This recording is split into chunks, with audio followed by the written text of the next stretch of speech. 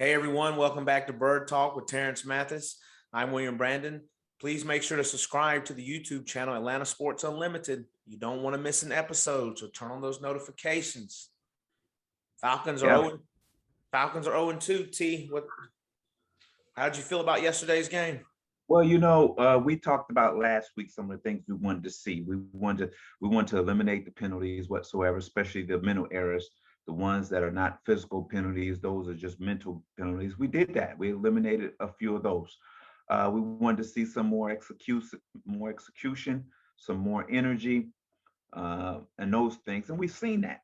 And here's the thing: is that they got better. They grew up. They grew up on Sunday. We can say that they actually grew up on Sunday. That first drive or so, the first quarter or so, seemed like they were sleepwalking. And then a button clicked, and they started playing and playing well, and they made a game out of it. Um, but but you knew at some point in that game that because of the uh, lack of experience for one, um, and just the experience on the other side for two, that this game was going to be dominated at the end, especially the last 5, 6, 7 minutes of the game by the better team, which were the Tampa Bay Buccaneers. But I felt that if we'd have got closer and made it a much closer game, take the lead or be within three or whatever it may have been, they may have crumbled. But we made some crucial mistakes in that game, especially down the end, especially protection wise. I wouldn't say that we were out physical protection wise. We just made some errors. It was some plain errors, some mistakes on assignments, and that caused some batted balls, caused some rush throws, and caused some sacks. And it was just one of those things of, and I hate to to say this and do this. It was one of those things that might have been corrected if they played together in the preseason. So if we're going by that philosophy or that means after week 3, game 4, we're ready to play. Yeah. Look, that's what I was thinking. I was like, man, well, I'm hoping they'll get the gears turning right going against the Giants. I mean, all the way. Hopefully all cylinders will be firing from the jump. What did you Matt played a good game. He played a lot better than he did the last game. He had 3 picks, and 2 of them were pick sixes, late in the game.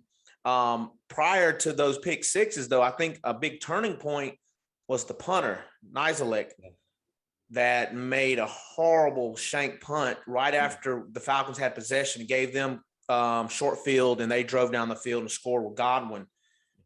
How much, one, do you put all the blame on Matt for those pick sixes? And then 2, do you think kind of when those punts is kind of what put the Falcons to bed, essentially?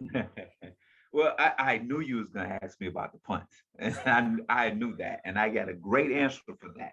But let's go to Matt Ryan on the picks. One was where he got pressure. It was a blitz whatsoever, and the defensive back knew when you blitz, that receiver is not going to go too far, so he set on a route.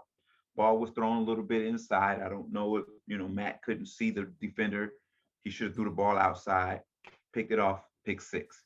The second one was a tip ball. It was another pressure. He had to get the ball out whatsoever, and it knocked it down. Now, why does this stuff occur? Right there, you had a number of balls batted down. This team throws the ball inside the numbers, where inside the numbers is where all those big 6'3", 6'4", long arm, 48-inch wingspan guys are. Exactly. So now, even though the rush wasn't getting to Matt as much, they figured it out defensively in the second half. Rush, put your hands up, because they're not throwing the ball deep. They're just throwing the ball, just trying to dink and dunk it, get it out their hands, and make it a short yardage situation and run it for a first down. So we were out coached in that part, because they made an adjustment that we couldn't make. And we have to find a way to get the ball downfield so those hands can't go up. So we're going to have to find guys that can stretch the field, get downfield, and make plays. And you says, well, he's not going to have enough time to do that. Yes, he will. we're gonna fix the offensive line. This It's an easy fix. I was watching the game and I was like, it was just miscommunication that could be fixed. It Yeah. wasn't being out physical. It was just a communication error, mental error on part of the center and the guard and whoever else it may have been. Now, as far as the punt situation is, yes, that hurt because it gave them good field position. But I never met a defensive guy that said, "Oh man, we got to go back on defense again." You know what I'm saying? Yeah. I bad punt. I've seen a lot of guys say, "Oh, let's go, let's stop them." Hmm. It's part of it. We in this thing together. Yeah. If he shanked it, he shanked it. It's our job to go stop him. Right. So Right. defense jumps up, put their helmets on. We back at it. Let's go back to work. Let's get a stop. And that's the mentality you have to have. And we as fans and we as people looking from the outside, if we wouldn't have shake them punts and we gave them good field position, blah blah blah. Falcons had bad field position the whole fourth quarter. Yes. They had bad field position offensively. And it was because of penalties, some was because of great punts by the Tampa Bay punter. So at the end of the day, uh, there's some things that I need to see. I thought the defense played extremely well. I thought they played really, really well. I thought that at times offensively, we need to take more shots down the field to loosen Hmm. up that back end a little bit more. Yeah. I thought the defense did play better. I was still surprised that this 44-year-old guy got 5 touchdowns on him. But Brady's never lost to the Falcons, so there's that. Kyle Pitts showed up yesterday. He had that amazing catch. After looking at it, because I thought maybe Matt made a bad throw, but Matt kind of put it where only he could get it. Yeah, exactly. And he reached back and grabbed it. And then I thought he was going to fall down, but he kept his balance and still went forward. So that's a bright light, a bright spot that I feel like Falcons can kind of be happy to see what we got with him. Here's the thing, and I'm gonna keep saying this to hoping somebody in the organization hears me. Go watch the Raiders and Derek Waller. Waller. What the Raiders do with Derek Waller is amazing. Pitts is the same type of kid, not as tall and not as thick as he is, but he's that kind of weapon that create a mix match that would just take over a game. Mm-hmm. And we need to find a way to get Kyle Pitts in that situation where he gets matched up with a backer that can't run with him or a safety that's too short to guard him. We got to find a way to do that. And I heard all through the game, the announcer kept saying, "Oh, Arthur Smith said he's gonna find a way to get the ball into his best player's hands. That's how it is." I didn't see that as much. No. I didn't see that as much. I didn't see us trying as much. And I seen a lot of front. I look at the game kind of differently. I look at body languages. I look at moves. I look at swings and all these things. What happens in the game whatsoever, and it just some of it looked confusion. You've seen Calvin Ridley a couple of times. Like, what's the play? What's the play at the line of scrimmage? What's the play? I did see that. Feel comfortable with what he was hearing. So there's some things that needs to be fixed. Speaking of which, that the second 4th down that they attempted, like the first one was a 4th and 1, which everybody was probably like, well, go for it here. They didn't. 4th and 2, they went for it, and they went with a sneak. And that was a point where they looked confused at the line, like people didn't really know what was happening, and then they didn't get it. Right. Well, that was something between the center and the quarterback. It's called a gooseneck. You line everybody up, and only he and the quarterback knows. He gets up under center and he gets pressure and he snaps the ball and tries to sneak and catch people off guard. That's one of those things. That's what probably happened on that play. That's why it looks confusing. It was just between the quarterback and the center. And that's what happened on that play. I know he's not Lamar, but I was hoping he would have slid like Lamar did last night when he went and got the first down. They did the QB sneak. Well, our running game, I thought our running game was decent, but it's hard to run the ball when you're down. Yes. It's at some point you have to move the ball and get points and then try to establish a running game. I get that, I've seen and read and heard some people, said Mike Davis ain't who we thought he was. Mike Davis is not playing enough. When you're behind in the game, you don't see the true effects who Mike Davis Mhm. really is. And that's the thing. If games are close and we're in games or ahead, you can see who Mike Davis really is. He's not going to carry the ball 25 times a game if we're always behind in games. You're not going to see that. You're going to see Cordell Patterson. He did some great things running the football out of the backfield. He's a different type of runner. He's used to being in traffic, being a punt returner, kick returner. So for him, that's just like returning a punt and kick for him. So he knows his vision may be a little bit better than the running backs. Yeah. Yeah, he came in and made some great plays. It seems like they are going to be incorporating him almost like 70-30 in the offense between him and Davis because he's getting a lot of touches. Yeah. Yeah. Yeah, I was going to say something about the next game. The Falcons got the Giants coming up. That's what it was. Excuse me. The secondary. We were talking about the secondary. What are we going to do if AJ Terrell is out? Because he made a heck of a play yesterday on a pass intended for Antonio Brown. He dove back, tapped it, and then got concussed. Right. If they lose him for this week against the Giants, our secondary is already young and thin. You got to play cover two. You got to play cover two, and hopefully, here's what cover two is. If you don't know, cover two is where the two corners play the flat, which is about 5 to 7 yards from the line of scrimmage. They make sure they don't allow the receiver to get an outside release to the boundary. They funnel everything in, and they have everything from pretty much the numbers to the sidelines, 5 or 7 yards deep. Then the two safeties play a little bit outside the hash, and they got from the hash to the sidelines. All right. And then your middle backer carries anything that goes down the middle of the field to make sure they have to loop the ball over top so the safeties can converge on it. So that's what they're going to have to do. They're going to have to do that, and that corner going to have to understand that what his responsibility is. And now, if no one comes in his area, he just drops deep up under with route. That's what Terrell kept doing. Mm-hmm. There's nobody threatening his area, so he would just funnel deep and knock balls down. And that was great plays by him. That was the coverage they were playing on those two plays, and that worked for them.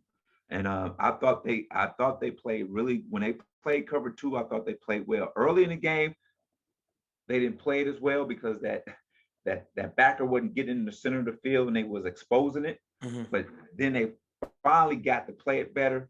And then when they went to cover three or some man-to-man, that's when they got exposed. They kept exposing Monroe on the other side, whatever. And the thing is, he'll play better because you got here. What we don't understand is this is only these guys' second action this year, second game action this year.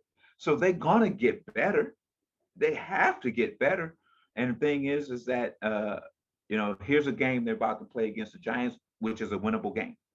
But you as a Falcons team, as players, can't go in there thinking, oh, this is a game we should win, or this is a game we're going to win. No, you play this game like you played last week, you might win the next 4. Yeah. If you play hard and play with some fight and play physical, you might win the next 4, but you got to win one first. You got to win this first one. Yeah, they definitely played with some fight this last game because at some points it was looking demoralizing, but they came out and fought hard in that third quarter and got it back within 3 points and had a chance to take the lead. And, I was like, this will really be a big upset.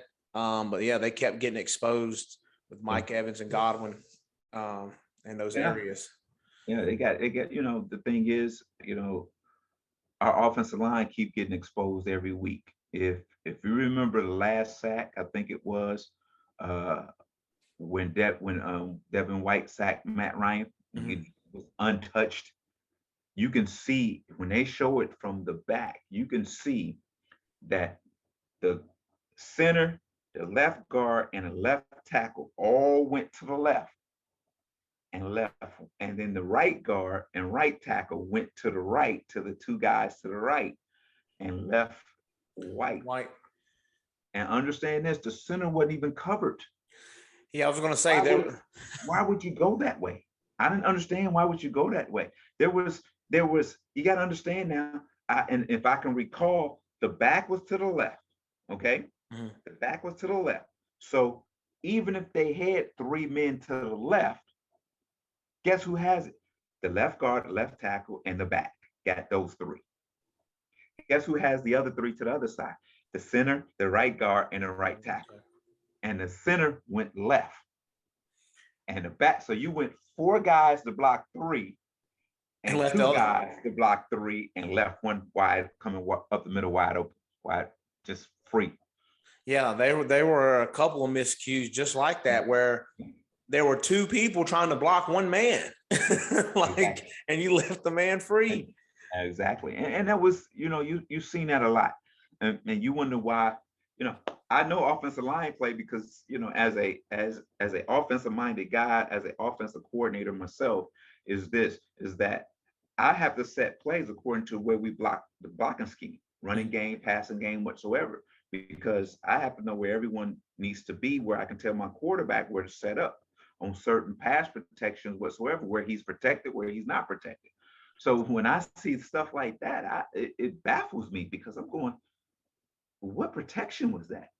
It looked like a slide protection, but they slid the protection the wrong way. They should have been sliding to the right, where the left guard and the left tackle stayed on, and if anything came off the edge, the back was right there. Or if anything came through the A gap, the back was right there. But they all slid that way. Four guys slid to the left to block three and left a guy free. And is that so? Is that something that should have been worked on in practice via the Well, coach? Or it can be fixed. It's just communications. It's just, you just got to see it. Mhm. Not only, that's one of those things. Not only the offensive line has to see, the quarterback has to see. If if on that protection and Devin White is sitting there, and I don't know what the call was whatsoever. I don't know. But if Devin White was sitting there, you make him, which we call the Mike backer, the middle backer, Mike for middle. So Mike backer is 45. So now the everybody knows we have to protect to make sure 45 doesn't come up the A gap whatsoever. Mhm. If you would have heard in that game, that's what Tom Brady was saying. 45 is the mic. 45 is the mic. They were setting the protection to make sure to know where 45 was. So they know how to set the protection according to who's in the middle of the field or where they're going to protect. Mhm. And I didn't hear that. I didn't see that from the Falcons on Sunday. But you know what? I promise you, they're talking about it right now. Mhm. In Monday meetings, they're talking about it. And they're going to get it fixed. And they're going to be all right for next week. Speaking of next week, the Falcons do travel to New York to take on the Giants. Yes, the Falcons have the Falcons have played in 25 games each other, including the playoffs. The Falcons do lead that series 13-11, including, except for that one postseason loss against the Giants, that debacle. But nevertheless, Terrence here, he was 2 for 79 back in 98 on Sunday Night Football in the Meadowlands. And one of those catches was a 55-yard touchdown to the house. Yeah, I remember that. What a game. That was a good game to go back to New York, even though it was the Giants and not the Jets, but to go back to New York, play in that stadium, the Giants stadium at the time, and do what we did and have an opportunity to score. It felt good. It felt good. Here's a team that the Falcons need to beat and should beat because they're scrambling too. They're trying to figure out their identity. I think yesterday, I think on Sunday's game against the Buccaneers, we kind of figured out which identity we're going to go in a little bit. A little fast pace, up tempo offense, a little bit.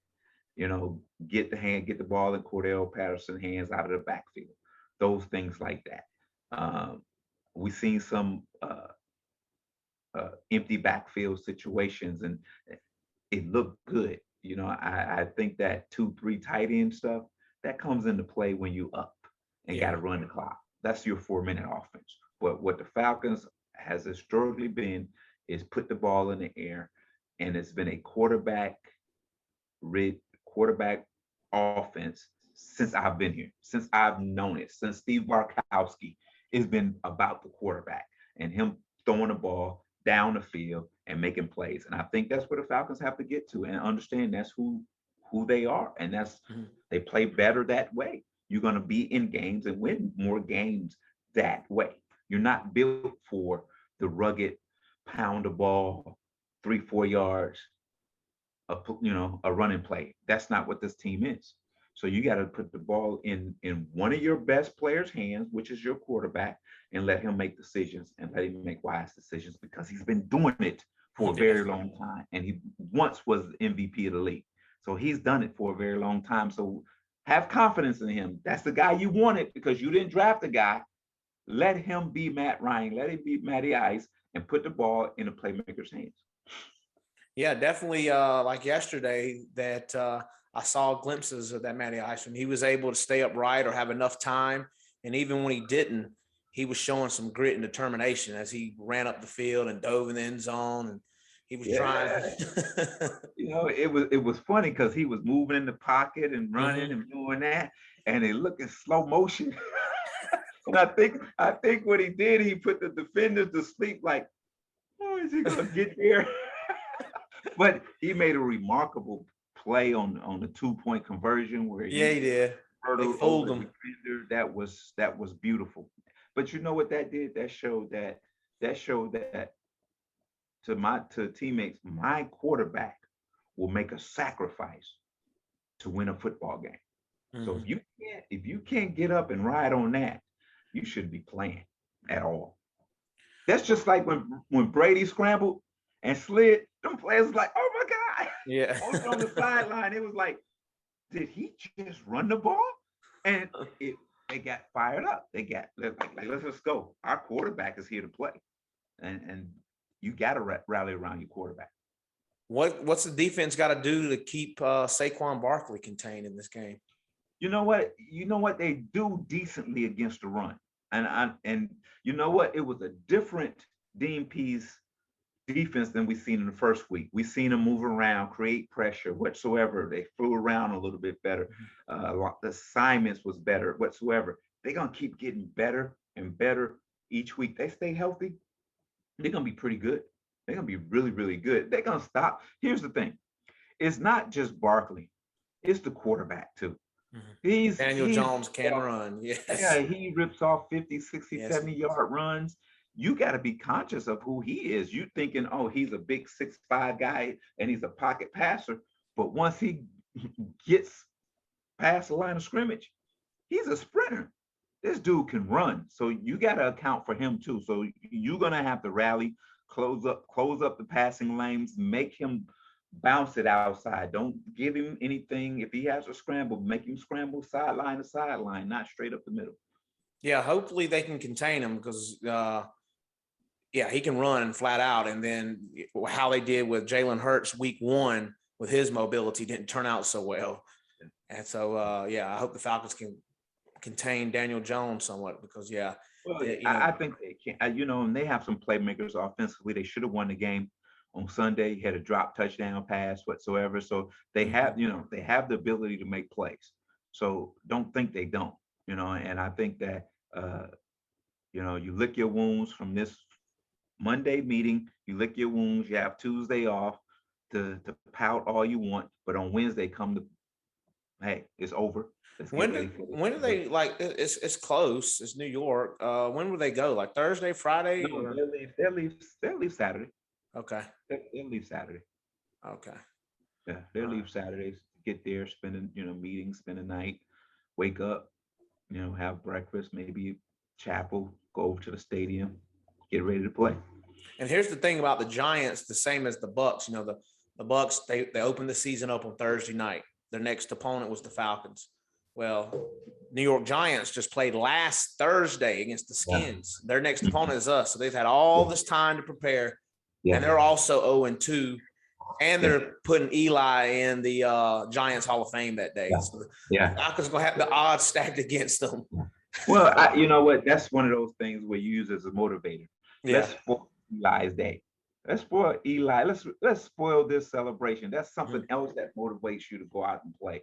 You know, you always say, well, you're a professional, you should just go out there and play because you're a professional. You make a whole lot of money. That's not true. You try to find little things to motivate you to play a little bit harder and to go the extra mile. And that's one of the things that I'll be in there. Oh, let's spoil his celebration today. Let's spoil it. And that's what my whole thing would be, to spoil that celebration. Well, I hope they are listening, and I hope that maybe they hear it and that'll fire them up too. What kind of grades you got for the offense last game? What grade are you going to give the offense? You know, they jumped from a D- to, I'll probably say, a C-. I still think that we got to push the ball downfield, even if it's a long foul ball. We got to show people that we tried to, and you see that throw that, yeah. I think he was late on it. Yeah. You know, I think Matt Ryan has to I think at one point he was feeling good, said, "Oh, I could still get it out there." He said, "Oh, I can't." But you know, at the end of the day, you know, Brady can't either, but he gets the ball out quick. Yeah. Where he understands I can't throw it 60, 70 yards. So I'm gonna get the ball out quicker, and get it in their hands quicker. And I think we have to do that. And then we just offensively, I think, like I said, they're gonna clean up that play, the miscommunication offensive line wise, fix some things, because the Giants have looked at this film and they're gonna say, okay, this is how we can exploit this offensive line. So you better cover it up quickly.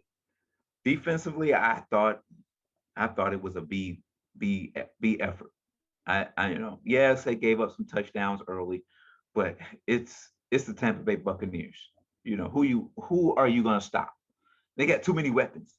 But I thought they got themselves together, made some plays defensively, and I thought they played really, really well. I give them a B. I think it's just one of those things that offense got to find a way to match points with teams, because at some point it'll change where the defense is going to get the better, allow 3 and outs, and we have to score when that happens. And that didn't happen. Yeah. Special teams. Well, we didn't get to return the ball much. Punter though. I've tried to stay away from the punter. You know, you know, it's one of those things that it's easily to just say fire the guy, you know, but what if the next guy comes in and do the same thing? So the thing is, you got to give him another chance. You got to give him another chance. And the thing is if it happens again, you know what you have to do.